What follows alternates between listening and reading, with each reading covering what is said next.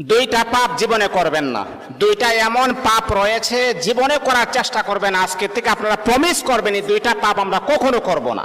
আপনি নামাজ পড়েন নাই, আল্লাহ তাআলার যদি দয়া হয়ে যায় তাহলে আপনাকে মাফ করে দিবেন। আপনি ফজরের নামাজ পড়েন নাই, আল্লাহ পাক রব্বুল আলামিনের যদি মায়া লেগে যায়, আল্লাহ পাক রব্বুল আলামিন আপনার গুনাহকে আমার আল্লাহ ক্ষমা করে দিবেন।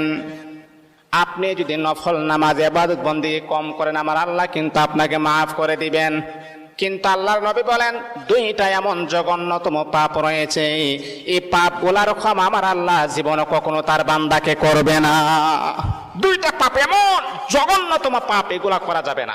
এক নাম্বার হচ্ছে অন্যের হক নষ্ট করা। অন্যের হক কখনো নষ্ট করবেন না। আজকে নিজের ভাই বোনের হক নষ্ট করে দেয়, অন্যের হক নষ্ট করা যাবে না। দুই নাম্বার হচ্ছে আল্লাহ পাক রব্বুল আলামিনের সাথে শিরিক করা। যদি কোনো বান্দা আল্লাহ পাকের সাথে শিরিক করেন, আমার আল্লাহ